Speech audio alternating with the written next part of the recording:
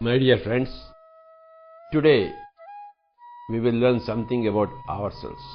आज हम सब अपने आप के बारे में थोड़ा ध्यान देंगे और अपने आप के लिए थोड़ा ध्यान करेंगे। अपने आप के प्रगति के लिए, उन्नति के लिए हम ध्यान अभ्यास को समझेंगे। तो आम इंसान देखा जाए तो जैसे गौतम बुद्ध ने बताई, दुखी है। हर जगह दुख फैला हुआ है। एवरीवेयर देयर इज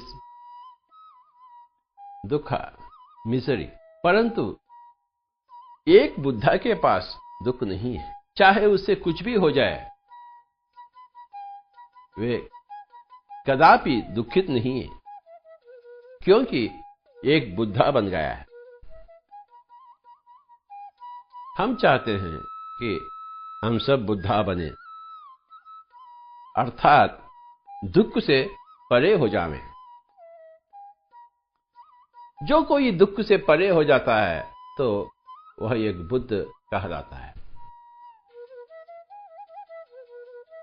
बुद्ध बनने का एक शास्त्र है, एक अभ्यास है, एक लक्ष्य है, एक मार्ग है।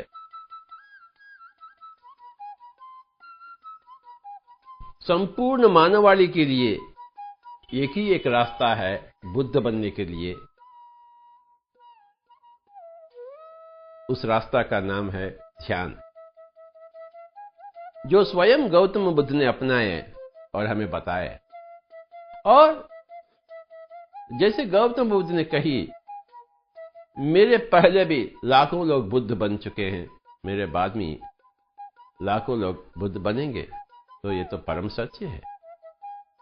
गौतम बुद्ध अकेला बुद्ध नहीं था, उसके पहले भी लाखों की संख्या में बुद्ध बने, जन जन कल्याण हुई है। और गौतम बुद्ध के पश्चात भी लाखों लोग बुद्ध बन चुके हैं। लाखों लोग अपना कल्याण पा चुके हैं ध्यान के माध्यम। तो अगर हम दुख नहीं चाहते हैं, जिंदगी में पल भर भी दुख नहीं देखना चाहते हैं, तो हमें अवश्य उसी मार्ग में चलना होगा जिस मार्ग में गौतम बुद्ध ने अपने कदम उठाए। वे भी एक राजा थे, परंतु जैसे ही दुनिया में गए हैं, जगह जगह दुख देखी। गरीबी, बीमारी, वृद्धता, न जाने कितने कितने कितने कितने परेशानियां हर एक के पास। जो हम चाहते हैं अपना पास नहीं है, जो हम नहीं चाहते हैं अपना पास है। तो दुख से परे होने के लिए मार्ग खोजने के लिए गौतम बुद्ध ने निकल पड़े और मार्ग मिल गया उनको। और 2500 साल हो गए हैं, फिर भी हम उसी मार्ग से वंचित क्यों हैं? तो हम आज तक बुद्धा क्यों नहीं बने? ये तो आश्चर्य की बात है। मार्ग बताया गया है, फिर भी हम मार्ग पर नहीं चल पड़े और दुख दुख दुख दुख रोते हुए हम जिंदगी को बिता रहे। आश्चर्य की बात है। लगभग 30 साल के पहले बिल्कुल उसी तरह मैं भी ढूंढ रहा था मार्ग क्या है। हर एक की जिंदगी में एक मोड़ आएगा, एक यू टर्न आएगी। दुनिया के अंदर जाने से वो यू टर्न लेगा और अपने आप की तरफ आएगा, खींचे आएगा, क्योंकि और दुख नहीं सहा जाता। तो उस मोड़ पर हम कहते हैं ये ध्यान है। It's a U turn, you know. जब हम अपने आप की तरफ मुड़ते हैं, देखते हैं और अपने आप की तरफ आना शुरू करते हैं, दुनिया की तरफ जाने के सिवाय हम अपने आप की तरफ मुड़ते हैं, तो उस मोड़ की नाम है ध्यान। हर एक की जिंदगी में ये मोड़ आएगा। शायद बचपन में आएगा, शायद जवानी में, शायद बुढ़ापे में, अपने अपने कर्मों के अनुसार, अपनी अपनी इच्छा के अनुसार। हम अनेक अनेक जन्मों के हैं। जैसे भगवत गीता में कहा गया है, बहूनि मे व्यतीतानि जन्मानि तव चार्जुन तान्यहं वेद सर्वाणि न त्वं वेत्त परन्तप। हे अर्जुन, आप और मैं अनेक अनेक जन्म लिए हैं। मैं तो सब कुछ जानता हूं, आप तो कुछ भी नहीं जानते हैं। भगवान श्री कृष्ण ने भगवान अर्जुन से ऐसे वाक्य बोले। तो चलिए, हम सब अनेक अनेक जन्मों से उलझे हुए हैं। किए हुए कर्मों का फल या मीठा हो या कड़वा हो, हम उसे भोगते आ रहे हैं और कर्मों के अनुसार ही हम दुखित हैं। बिन बादल बरसात नहीं, बिन पाप कर्म दुख नहीं। और शरीर में होते हुए दुख तो ऐसा भी थोड़ा सामान्य है। जैसे ही हम समझ लेते हैं कि हम शरीर नहीं बल्कि आत्मा हैं, ध्यान के माध्यम से हम सदा सदा के लिए ये शरीर की दुखों से हम परे हो जाते हैं। बात एक ही है कि हम अपने आप को समझना चाहिए कि हम शरीर नहीं बल्कि आत्मा। उसी भगवत गीता में भगवान अर्जुन ने भगवान श्री कृष्ण से पूछी, स्वामी जी आप क्या है, आप कौन हैं? तो भगवान श्री कृष्ण ने बताई, अहम आत्मा गुणाकेश सर्वभूताशय स्थितः अहम आदिश्च मध्यम च भूतानां अंत एव च। मैं आत्मा हूं हे अर्जुन। अहम आत्मा गुणाकेश सर्वभूताशय स्थितः, हर जगह मैं ही हूं। अहम आदिश्च मध्यम च भूतानां अंत एव च, मैं आदि में भी हूं, मध्य में भी हूं और अंत में भी मैं हूं। मैं अनादि भी हूं, मैं अनंत भी हूं। वैसा ही हर बंदा की स्थिति है, परंतु हम अपने आप को भूल गए हैं और बहुत भूल हो गई। जब तक हम ध्यान में नहीं आएंगे भगवान श्री कृष्ण के जैसे, भगवान बुद्ध के जैसे, भगवान महावीर के जैसे, भगवान ओशो के जैसे, भगवान कबीर जी के जैसे, भगवान नानक जी के जैसे, भगवान ब्लावत्स्की के जैसे, भगवान एनी बेसेंट के जैसे, भगवान युक्तेश्वर जी के जैसे, भगवान योगानंद के जैसे लाखों लोग भगवान बन चुके हैं, बन रहे हैं, बनेंगे भी। भगवान ये जो लफ्ज है, शब्द है, ये विकृति शब्द है। असली जो लफ्ज है वो है भाग्यवान। जिसके पास ध्यान है, जिसके पास आत्मज्ञान है, वही भाग्यवान है। जिसके पास ध्यान नहीं है, आत्मज्ञान नहीं है, आत्मानुभव नहीं है, वह भाग्यहीन है। जो भाग्यवान है,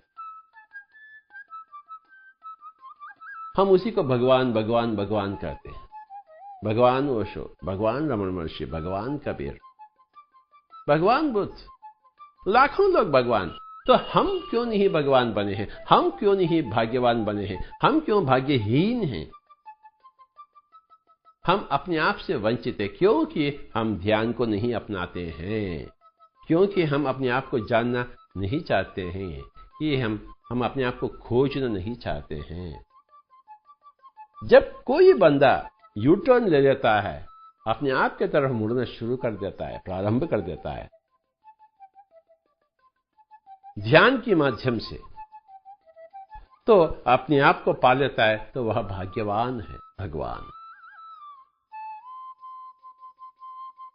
30 साल हो गए, मैं भी एक भाग्यवान बन गया, एक भगवान बन गया। उस मोड़ तक मैं अपने आप को एक इंसान समझता था, एक शरीर समझता था, परंतु आज मैं जानता हूं, 30 साल के पहले मैं जानना प्रारंभ किया हूं कि अरे बाबा, मैं तो शरीर नहीं हूं, मैं तो आत्मा हूं। जैसा भगवत गीता में श्री कृष्ण ने कही है, हर एक भगवान, हर एक भाग्यहीन वही कहता है कि देखिए बाबा, मैं अपने आप को जानता हूं, आप तो अपने आप को जानते ही नहीं। तो हर एक की जिंदगी में जल्दी से जल्दी हमें उस मोड़ पे आ जाना है जहां हम बाहर की दुनिया देखने का थोड़ा बहुत खत्म करेंगे, थोड़ा बहुत छोड़ देंगे और हम आंखें बंद कर लेंगे और अपने आप के तरफ मुड़ने का एक प्रयास, शुभ प्रयास। ध्यान का मतलब है, ध्यान का निर्वचन पहला तो हम देख लेंगे। देखिए, अगर हम कुछ एक दिन के लिए या 2 दिन के लिए कुछ भी नहीं खाएंगे तो उसे कहते हैं उपवास। अगर एक दिन के लिए अथवा 2 दिन के लिए हम कुछ भी बोलेंगे नहीं, कोई भाषण नहीं होगा, मुंह बंद कर बैठेंगे, तो उसी का नाम है मौन। तो कुछ भी नहीं खाएंगे तो वह उपवास हो गई है। कुछ भी ना बोलेंगे, वाणी नहीं चलाएंगे तो मौन हो गई है। बिल्कुल उसी तरह कुछ भी ना सोचेंगे तो वह ध्यान हो गई।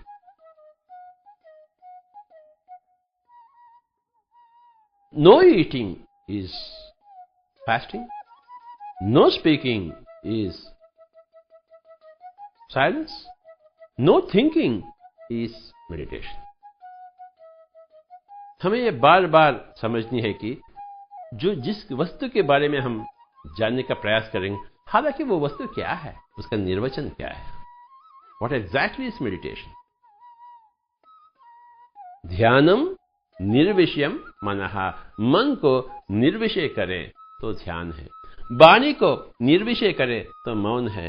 अपना पेट को निर्विषय करे तो उपवास।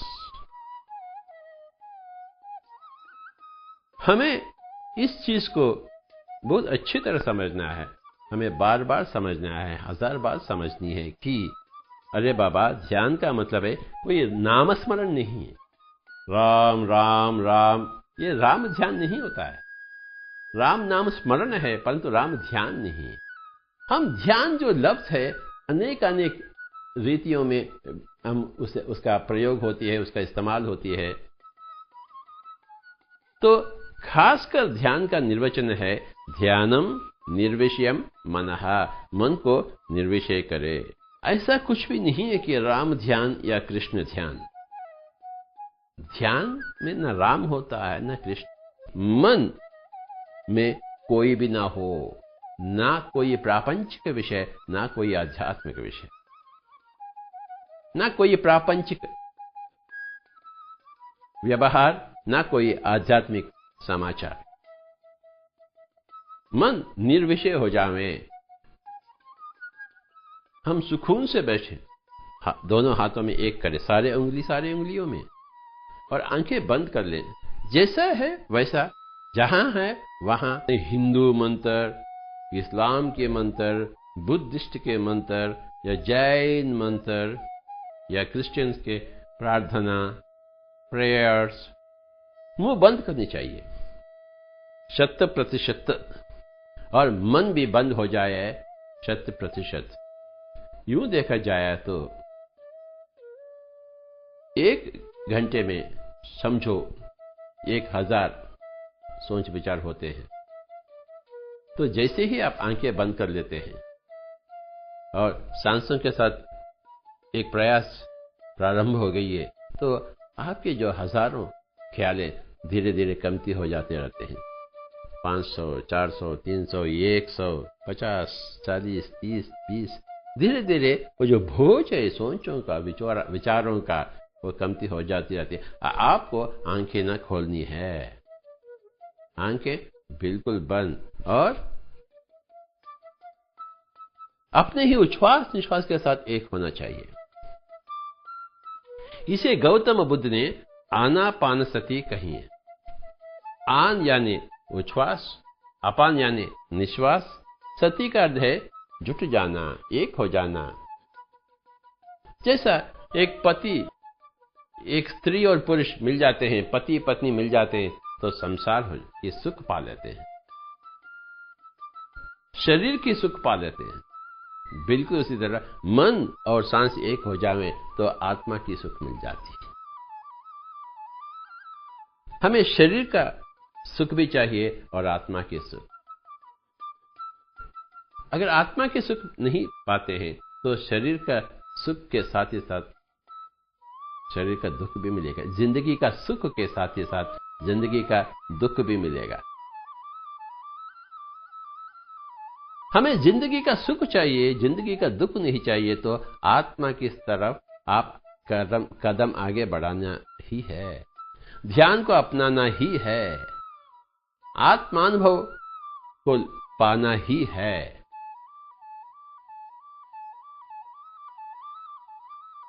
जैसे ही आप ध्यान में आ जाते हैं तो शरीर से परे हो जाते हैं, आप शरीर के बाहर आ जाते हैं। ये जो स्थूल शरीर है इसे हम बाहर आ जाते हैं। हर दिन में रात के समय आप जब बिस्तर के ऊपर लुढ़क जाते हैं तो भला क्या होती है? सूक्ष्म शरीर स्थूल शरीर से अलग हो जाता है और न जाने कहां जाकर फिर वापस सुबह आ जाती है। हालांकि हम रात में स्थूल शरीर नहीं है, सूक्ष्म शरीर है। दिन में हम स्थूल शरीर हैं। अगर समझो सूक्ष्म शरीर का वापस नहीं आया तो उसे कहते हैं मौत। 10 दिन हो, 20 दिन हो, 40 साल हो, 50 साल हो, 100 साल हो, कभी न कभी हमें शरीर को छोड़ना ही पड़ेगा। तब हम सूक्ष्म शरीर बिल्कुल अलग हो जाएगी। जो कनेक्शन है सूक्ष्म शरीर और स्थूल शरीर का, वो जो उसे कहते हैं जो सिल्वर कॉर्ड है वो कट हो जाती है और उसे कहा जाता है मौत।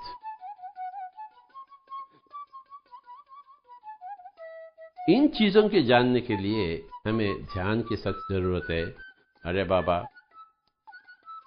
बुढ़ापे में क्या ध्यान को संभालेंगे जो जवानी में नहीं संभाले? हर रोज हर बंदा ध्यान करना ही चाहिए।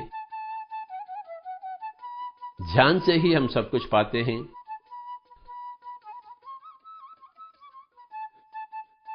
जो आनंद हमारे पास नहीं है हम उसे मोल लेते हैं। जो दुख हमारे पास है उसे भगा देते हैं।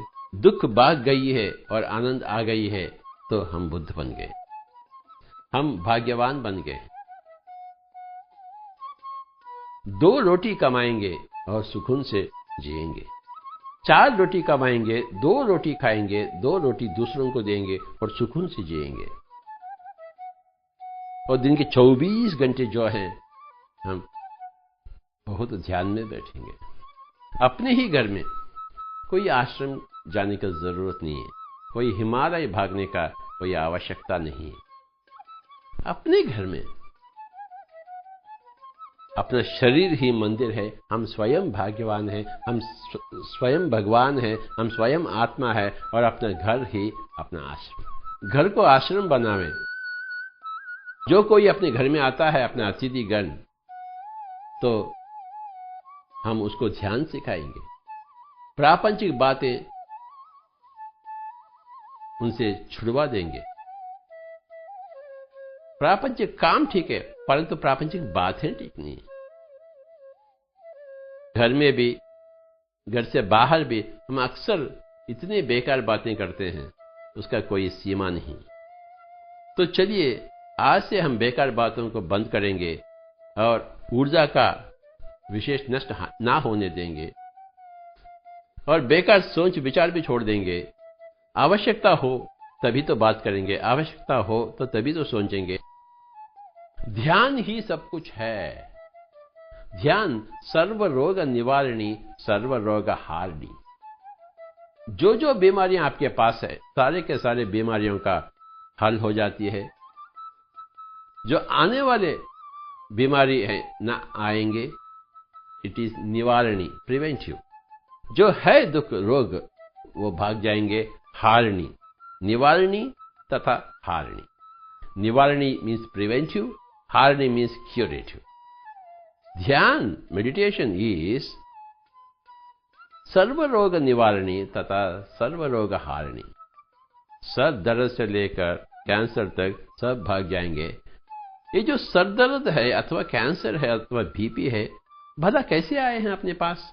क्योंकि हम अनेक जन्मों में न जाने कितने मांस को खाए हैं, कितने जानवर को काटे हैं, कितने इंसान को काटे हैं, कितने इंसान या जानवर को दुख दिए हैं। बस बिन बादल बरसात नहीं, बिन पाप कर्म कोई रोग नहीं। पाप से ही हम रोग का निर्माण होती है और पुण्य से ही भोग का, और ध्यान से ही ज्ञान का, और उस ज्ञान की अग्नि में ही सारे के सारे पिछले कर्मों का एक भस्मीकरण हो जाती है। इसे कहते हैं ज्ञान अग्नि दग्ध कर्माणम, भगवत गीता है। अगर आप हिंदू हैं तो भगवत गीता को मानेंगे, तो भी मानेंगे कि मतलब कि भगवत गीता का पूजा करना नहीं, भगवत गीता को अपनी जिंदगी में उतारने की। ज्ञान अग्नि दग्ध कर्माण, ज्ञान की अग्नि में ही अपने सारे सके सारे कर्म अंत हो जाएंगे, दग्ध हो जाएंगे, तो हम रोग मुक्त हो जाएंगे, दुख मुक्त हो जाएंगे। पाप ही रोग का कारण है, रोग ही दुख का कारण है। ढेर सारे पाप कर्म किए हैं तो ढेर सारे रोग आ जाते हैं, तो ढेर सारे दुख। एक भी पाप नहीं तो एक भी रोग नहीं, तो एक भी दुख नहीं, एक पल भर के लिए भी दुख नहीं। सृष्टि की रचना एक तो साइंस, एक शास्त्र है, यानी कारण और कार्य का संबंध है। कारण ना हो तो कार्य नहीं होगा। स्त्री पुरुष नहीं मिलेंगे तो बच्चा का जन्म नहीं होगा। बादलें नहीं होगी तो बरसात नहीं होगा। पाप कर्म नहीं है तो रोग नहीं होंगे। पुण्य कर्म नहीं है तो भोग नहीं होगा। ध्यान कर्म नहीं होता है तो आत्मज्ञान संभव नहीं है। Everything is cause and effect phenomenon. Cause is कारण, इफेक्ट इज कार्य, कारण कार्य संबंध, कॉज एंड इफेक्ट फिनोमिनन। अच्छा पढ़ाई करेंगे तो हम अच्छे पास होंगे, पढ़ाई नहीं करेंगे तो पास कैसे होंगे? अच्छा खेलेंगे, अभ्यास करेंगे तो हम खेल में फर्स्ट आ जाएंगे, नहीं तो नहीं आएंगे। मांस नहीं खाएंगे तो रोग नहीं होगा। सृष्टि का नियम है। सृष्टि रचना में एक महान नियमता है, एक शास्त्रीयता है। It's all metaphysics. Physics is the law of the movement of the energies, whereas metaphysics is the law of the movement of intents and thoughts and आत्मिक consciousness. प्रापंचिक विषयों से हटकर, यानी फिजिक्स से हटकर आध्यात्मिक विषयों के ऊपर नजर डालने के लिए, यानी मेटाफिजिक्स में आने के लिए हमें आंखें बंद करना ही है, क्योंकि हम आंखों से ही दुनिया को पकड़ते हैं। आंखें बंद कर लेने से दुनिया को छोड़ देते हैं। जो हम दुनिया को पकड़े हैं आंखों के माध्यम से, उसे छोड़ना ही पड़ता है। अपना जो आत्मा की ऊर्जा है लगभग 80% आंखों से बाहर जाती है। इसे हम बंद कर लें तो 80% दुनिया खत्म है। अब 20% दुनिया है, ये जो मन में है, उसे समाप्त करने के लिए हमें सांस की जरूरत है। आंखें बंद कर लिए तो 80% दुनिया खत्म है, और सांसों के साथ रहे तो जो 20% दुनिया है मन ही मन में, तो उसका भी अंत हो जाएगा। आंखें बंद कर ले और अपने ही उच्छ्वास निश्वास के साथ, सांसों के साथ कोई जबरदस्ती नहीं करना, अहंकार प्रकट नहीं करना। जैसे जोर से खींचे और जोर से फेंके, जोर से अंदर रखें, यानी कुंभक, पूरक, रेचक इत्यादि चेष्टाएं न करें।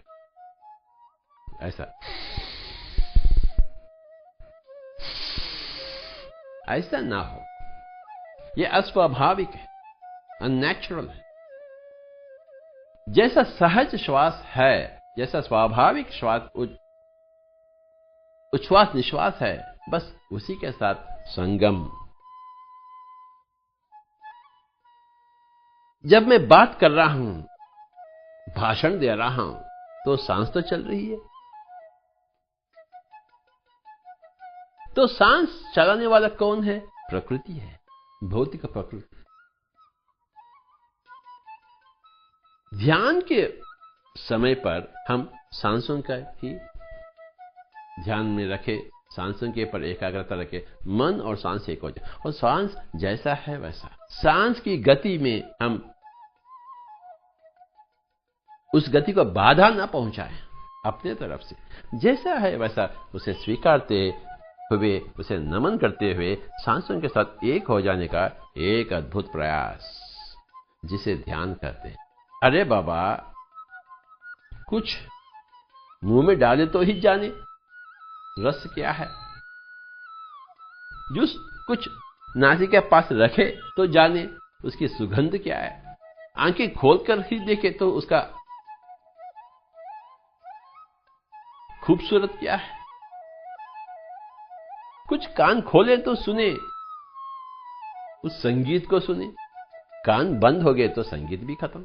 अरे मुंह में डालेंगे तो ही रस को पाएंगे, ध्यान करेंगे तभी तो आत्मा के रस को पाएंगे, आत्मा की धुन को सुनेंगे, आत्मा की रूप को जानेंगे, आत्मा की सौगंध को पाएंगे। कुछ करेंगे तो कुछ पाएंगे, नहीं करेंगे ध्यान तो आत्मा के बारे में कुछ भी नहीं जानेंगे और अपने आप से वंचित हो जाएंगे, भाग्यहीन, और जिंदगी भर रोते हुए और स्वयं बाधा में, स्वयं दुख में, और दूसरों को भी दुख देते हुए, दूसरों को भी बाधा देते हुए। जो स्वयं आनंद में है, भगवान बुद्ध के जैसे, भगवान कबीर के जैसे, जो लोग ऐसे लोगों के पास आएंगे तो वो आनंद ही लेकर जाएंगे।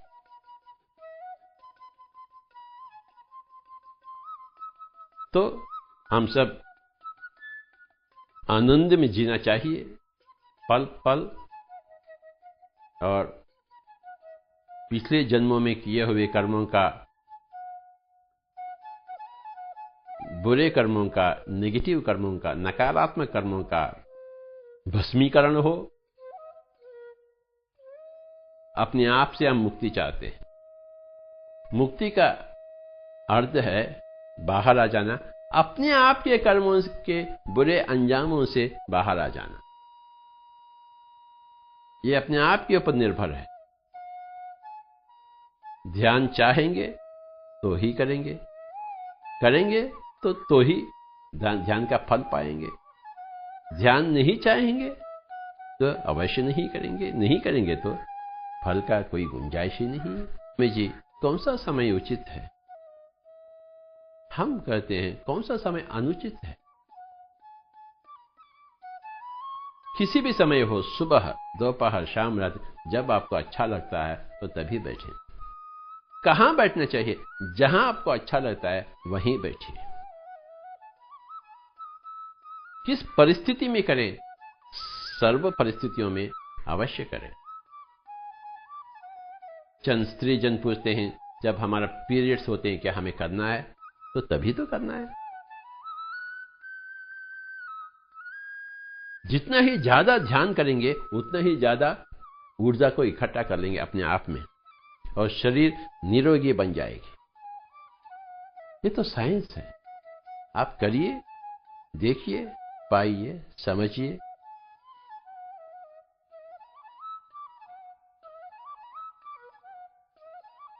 कितना समय तक करना चाहिए उसका भी एक छोटा हिसाब किताब है। जितना आपका उम्र है उतने मिनट अवश्य आंखें बंद कर बैठे। अर्थात अगर 20 साल की उम्र है तो 20 मिनट अवश्य बैठे, 40 साल की उम्र है तो 40 मिनट अवश्य बैठे, 60 साल की उम्र है तो 60 मिनट बैठे, 5 साल की उम्र है तो 5 मिनट बैठे। 5 साल की उम्र से ही हर एक बंदा को अवश्य बैठना है। बच्चे लोगों को बिठाना है। एक बार बिठाएंगे तो वे समझ जाएंगे। शाकाहारी हो, एक शाकाहारी को समझाना बहुत आसान है, एक मांसाहारी को समझाना बहुत मुश्किल है, क्योंकि अंदर जो चिकन मटन होती है उसका खोपड़ी खराब हो जाती। तो सर्वप्रथम शाकाहारी बनिए, सस्याहारी बनिए। पिरामिड स्पिरिचुअल सोसाइटी मूवमेंट जो है ये, इसका संस्थापना जो हम करे हैं, हम पहला चाहते हैं सभी लोग शाकाहारी बने, मांस कदापि नहीं। अपने कारण कोई जानवर का हिंसा ना हो, कोई जानवर का प्राण हरण ना हो, कोई पक्षी का, कोई जानवर का, कोई माछ का। और अहिंसात्मक बने, आज से बने, जिंदगी भर उसे निभाएं और वक्त वक्त पर आंखें बंद कर लें और सांसों के साथ एक हो जाएंगे। कोई मंत्र वंत्र नहीं बार बार हमें समझना है, क्योंकि मुंह बंद करना है मौन में होते हुए, और यहां मौन, यहां ध्यान।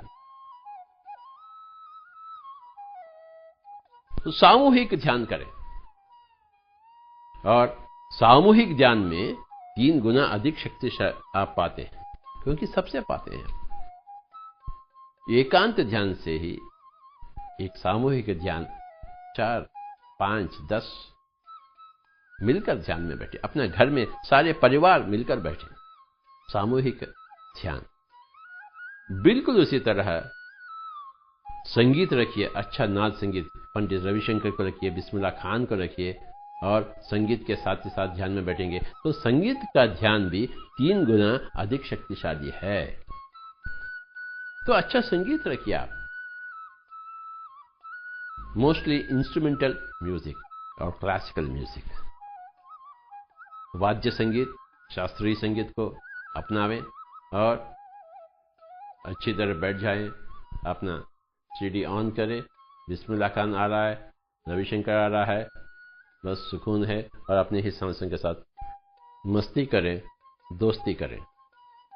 ध्यान का मतलब है सांसों के साथ दोस्ती तथा सांसों के साथ मस्ती।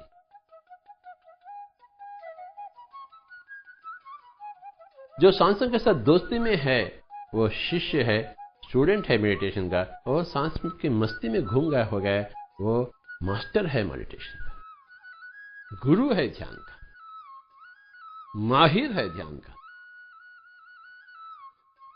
सीनियर है मास्टर मेडिटेशन में। तो मस्ती में चले गए। पहला दोस्ती करो सांसों के साथ, जैसे हम अड़ोस और पड़ोस का दोस्ती करते हैं, उनके पास जाते हैं, उनके घर में बैठते हैं, उनके साथ बातचीत करते हैं, तो यह सांसों के साथ दोस्ती है। सांसों के पास रहना है, सांसों के साथ संगम करनी है। इसे कहते हैं सुखमय प्राणायाम। असुख नहीं। श्री गौतम बुद्ध ने आनापान सति कही है। आन का अर्थ है उच्छ्वास पाली भाषा में, अपान का अर्थ है निश्वास पाली भाषा में, सति का अर्थ है मिलकर रहना। आनापान सति गांव गांव में, मोहल्ला मोहल्ला में, शहर शहर में, देश विदेश में हम इनका प्रचार प्रसार करने के लिए लाखों लोगों को हम शिक्षा दी, प्रेरित करे हैं। हम चाहते हैं आप भी ध्यान को अपनाएं, दुख से परे हो जावें, संत बने। साधु और संत देख लीजिए, शाकाहारी बने तो साधु बने, ध्यानी बने, ध्यान योगी बने तो संत बने। जो दूसरा प्राणी को हानि नहीं पहुंचाता है वो साधु है। जो अपने आप को पहचान लिया है वो संत है। हम सभी लोग साधु संत बने। इस धरती में कोई भी ऐसा ना हो जो साधु नहीं है, जो संत नहीं है। सभी लोगों को साधु बनाएंगे हम, उनको अहिंसा की शिक्षा देंगे, शाकाहार की पूर्ति देंगे और ध्यान की शिक्षा देंगे, आत्मज्ञान की स्फूर्ति देंगे, तो उनको संत बनाएंगे। सभी लोग साधु बने तथा संत बने। सभी को नमस्कार।